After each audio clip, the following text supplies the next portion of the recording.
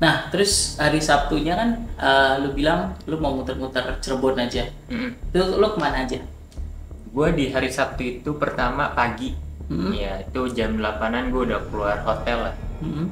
Itu gue ke Keraton, awalnya itu mau ke Keraton Cirebon. Ya. Nah terus muter lewat depan keratonnya, kok sepi banget gitu, maksudnya nggak ada pengunjung, nggak ada motor parkir, mobil parkir. Terus kayak gue agak ragu kayak ini buka nggak sih gitu, takutnya kan tutup lah karena kan habis Maulidan kan tanggal 28 kan, takutnya emang masih ada event di dalam dan emang nggak buka gitu. Akhirnya gue coba melipir lagi, di dekat situ ada Keraton Kesepuhan Cirebon. Nah ya udah ke situ, akhirnya di situ udah lumayan banyak lah, ada bus, ada motor segala macam. Oh ya udah ini buka berarti kan. Udah gue ke situ parkir, masuk. Parkir itu ya mungkin gue bisa bilang masih standar ya, cuman 2000 di situ. 2000 dan itu emang ada tiketnya. Tapi orang nggak dikenain biaya? Masuk itu kita pengunjung biasa 20.000. Oh, pengunjung biasa. Nah, kan tadi ada Keraton Cirebon, ada Kesepuhan. Nah, bedanya itu apa? Ada satu lagi sebenarnya, Keraton Hanoman. Nah, jadi yang gue baca di Google itu emang awalnya Keraton Cirebon. Terus kemudian buat 2 keraton lagi, kayak anaknya gitu lah. Keraton Hanoman sama Keraton Kesepuhan Cirebon. Nah, gue juga pernah ke Keraton Hanoman, tapi kali ini Kesepuhannya. Ya, gue sama tadi lu tujuan utamanya sebenarnya ke Keraton Cirebonnya, tapi awalnya sepi. Iya. Oke. Terus ada apa aja yuk di Keraton Kesepuhan itu? Nah, gue masuk itu bayar 20.000. Awalnya itu ada sekitar anak-anak lah, SMP, SMA sama kuliah, dia nawarin jasa untuk jadi tour guide. Nah, saat itu gue kebetulan nggak usah lah, kita cuman untuk muter-muter segala macam. Ya mungkin next untuk tour guide-nya udah kita masuk. Awalnya itu kita disambut dengan kayak bangunan-bangunan khas keraton. Di situ ada apa sih, tempat duduk yang luas segala macam. Terus ada pintu masuknya, gapuranya, dan lain. Dan ya udah masuk, itu jadi spot foto juga. Udah foto masuk, kemudian di sana ada ya bangunan-bangunan seperti museumnya. Terus ada juga bangunan-bangunan mereka melakukan acara, rumah-rumah gitu, rumah-rumahnya, pavilion ngomongin sih. Jadi waktu tanggal 28 gue dapat sedikit cerita sih waktu nanya itu. Jadi pas tanggal 28 itu mereka emang ada acara yang dipakai dari rumah di dalam hingga keluar di Kesepuhannya. Iya, di Kesepuhannya. Jadi ada beberapa tempat yang karena emang habis dipakai di tanggal 28 sehingga nggak dibuka loh untuk umum. Karena belum diberesin mungkin ya. Tapi kita masih bisa lihat dari luar. Ya, dari luar. Oke. Kayak gitu. Gue ada beberapa footage juga yang gue shoot, intinya untuk melihat kondisinya. Dan bisa gue bilang masih terawat asri sih. Ya kayak gitu. Kalau jadi wisata sih pasti harus dirawat lah, kalau enggak kan gimana, sayang aja gitu. Oh gitu, dalamnya berarti. Terus kalau yang pas di museumnya itu apa yuk yang lo lihat? Nah, gue di museum itu gue masuk di akhir, pokoknya gue udah muter-muter keratonnya, udah beberapa spot foto juga kita cobain lah intinya. Terus di sana juga ada petilasan makam, tapi gue nggak masuk ininya kayak gitu karena di area keratonnya di dalam di bagian belakang. Oh, berarti memang ditempatin di situ ya, bukan di pelatarannya, bukan ini. Pelatarannya. Nah, terus emang ya udah next aja lah untuk berkunjung situ. Kita berkunjung ke museumnya, Museum Pusaka Kesepuhan Cirebon. Nah, pas masuk, karena kita udah bayar di awal itu nggak masuk lagi, maksudnya nggak bayar lagi. Kalau misalnya lu di awal itu nggak bayar, itu kena cas lagi 15.000 per orang. Kayak gitu. Dan museumnya itu gue bilang ya proper banget karena udah bagus, AC gitu. Dan di situ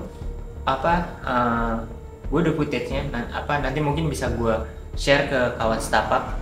Nah di situ emang ditampilin senjata-senjata, terus perhiasan-perhiasan, baju, sampai apa sih, gendang, angklung gitu. Oh ya, benar, pusaka-pusaka yang ya, ini ya, kayak yang gitu. memang dipakai buat acara keraton. Betul. Kalau acara musik kan tuh, maksudnya kalau di acara keraton tuh kan setahu gue ada yang musiknya. Nah itu ya udah itu yang dipakai, yang di ini, dan pemainnya juga ya itu juga yang megang, yang biasa megang gitu.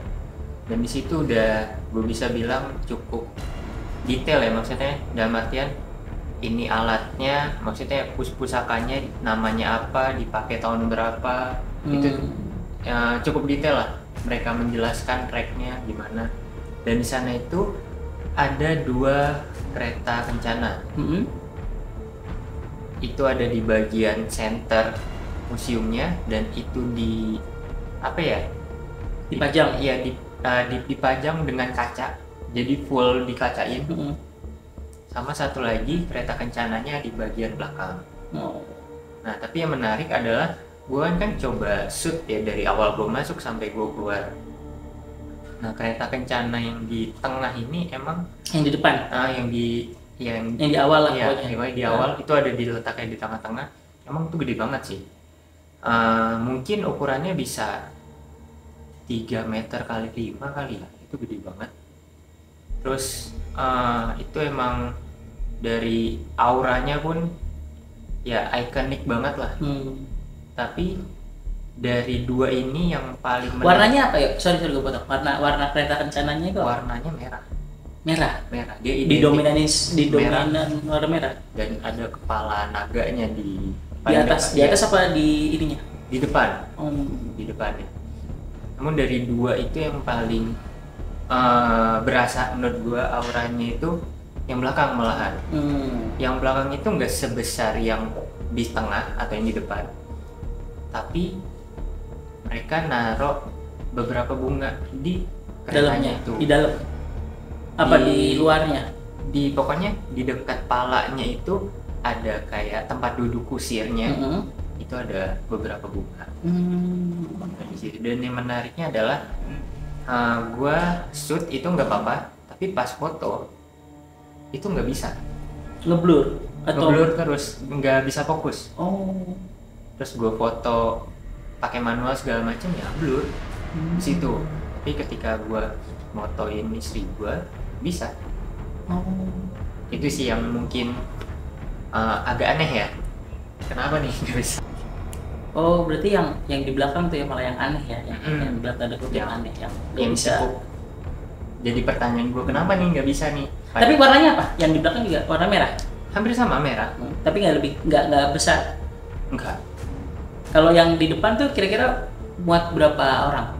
4? Lebih sih. 6? Mungkin 8 cukup kali ya. Gede juga kalau 8. Kalau yang belakang itu kayak delman sekarang ukurannya. Tahu delman kan ya? Tahu. Ya, kurang lebih ya kayak gitu. Ya mungkin cuma 4 orang, 5 sampai 6 orang lah.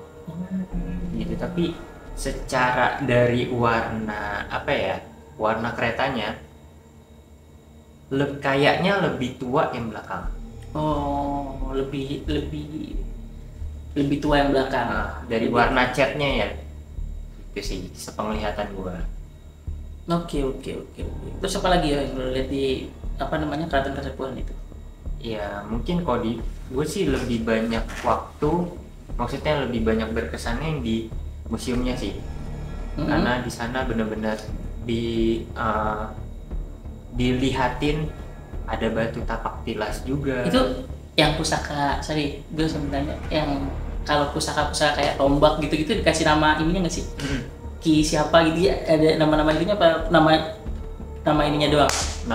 Lebih kayak ini sih, kayak lebih tahunnya untuk spesifik siapa yang gunain sih. Enggak, bukan, kan biasanya ada namanya gimana ya, pokoknya kalau benda-benda pusaka tuh dinamain bendanya itu dinamain, misalnya ada yang ada namanya Ki siapa gitu, atau enggak bukan penggunanya tapi tombak benda itu bernama itu gitu. Enggak, ada yang dinamain, ada yang enggak. Kayak gitu. Tapi emang apa ya? Ada kaca nggak ya di situ? Kaca cermin di Keraton Kesepuhan itu sebagai benda pusakanya. Perhatiin nggak? Gue nggak nemu kaca sih. Nggak nemu kaca. Gue nggak nemu kaca. Oke. Jadi dia emang pusakanya tempel di kayak figura kayu, terus udah dikacain gitu, tapi bener-bener nggak ada kaca. Mungkin kaca peninggalan sejarah itu nggak ada. Iya, cermin gitu, nggak ada cermin yang tua, cermin yang ini nggak ada.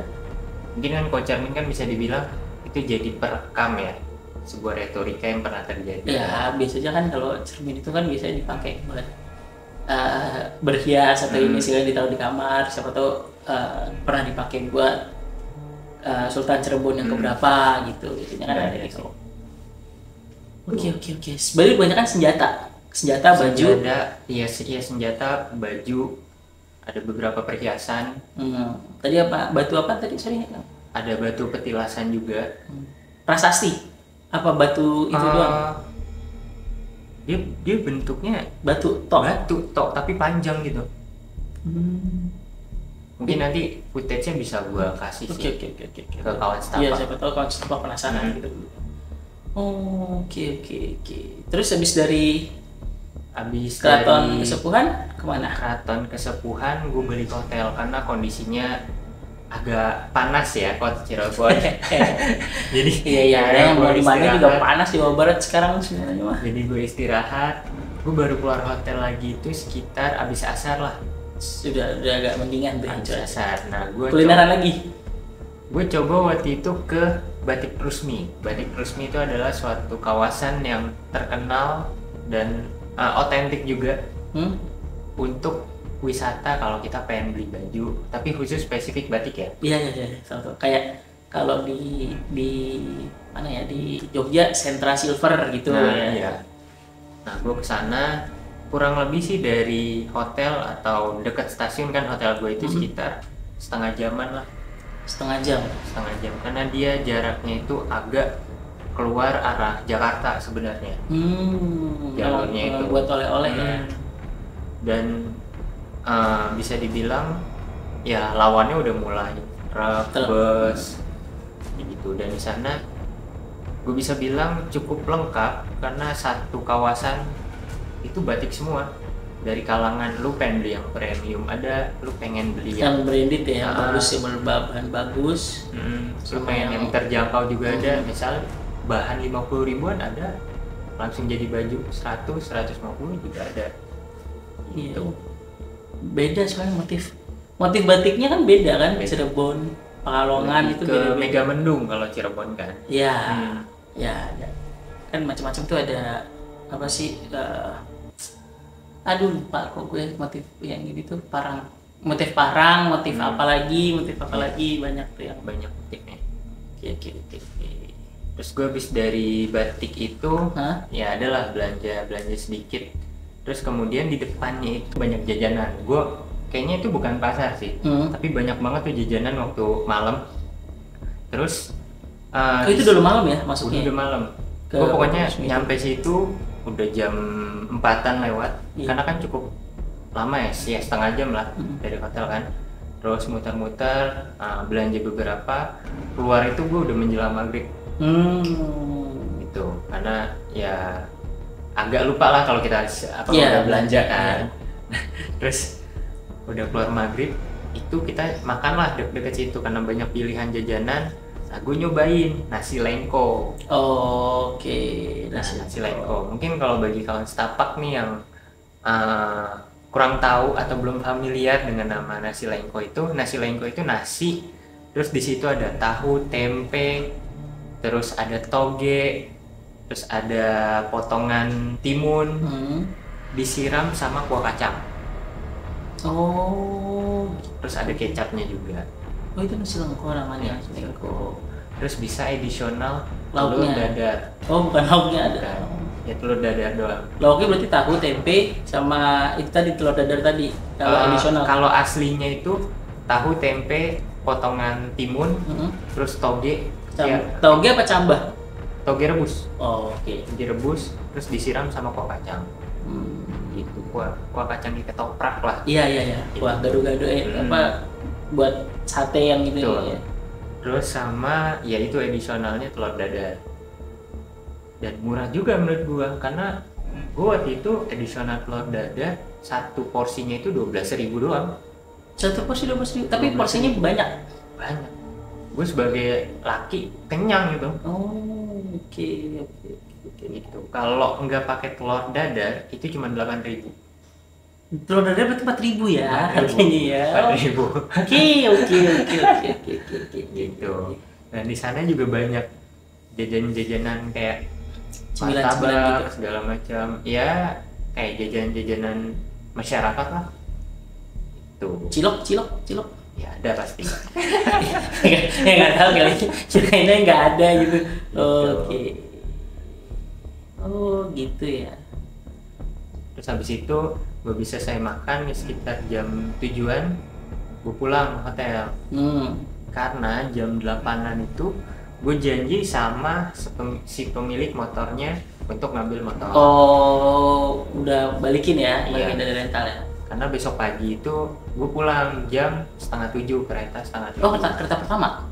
Ya enggak sih. Kereta, kalau nggak salah kereta ketiga dari Cirebon. Oh, 6:30 karena turun di Gambir lagi? Turun di Gambir. Karena bisa dibilang Cirebon cukup banyak akomodasinya. Iya, pasti. Dan gue bisa bilang lu dengan beli ekonomi pun, karena gue coba waktu berangkat gue beli eksekutif. Pulangnya ekonomi. Pulangnya ekonomi itu sama. Maksudnya dengan kenyamanan. Bedanya adalah bangkunya. Oke. Bangkunya dia tetap dua single malah. Iya. Kalau yang ekonomi pun.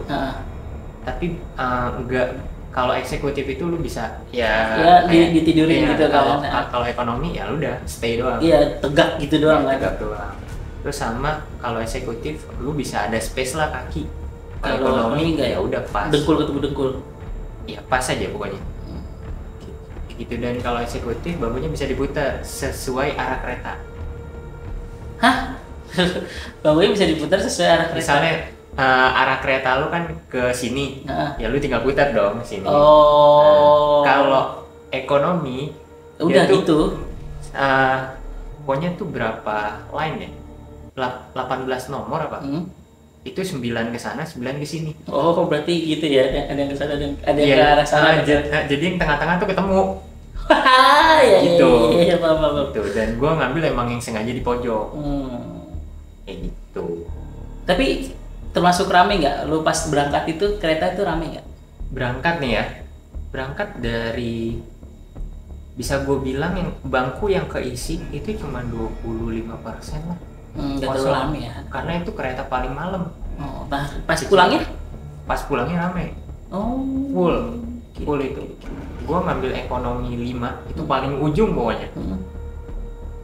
Paling belakang buntut itu full. Oke. Karena mungkin udah banyak juga kan yang liburan kan, yang pulang liburan ke Jakarta. Gitu. Oke. Thank you Tio ceritanya tentang kota Cirebon dan objek-objek wisatanya. Beberapa objek wisata, ada Woodland tadi, ada Telaga Biru Cicerem sama Keraton Kesepuhan Cirebon. Nah, buat kawan setapak yang punya info tentang tempat wisata apalagi selain yang tadi udah Tio kunjungin di Cirebon, bisa di komen ya di kolom komentar. Dan jangan lupa buat kawan setapak semuanya, subscribe, like, komen, dan share ke teman-teman kalian. Jadi sampai jumpa lagi di konten berikutnya di channel Tapak Misteri Backpacker, karena setiap perjalanan pasti punya cerita. Dadah.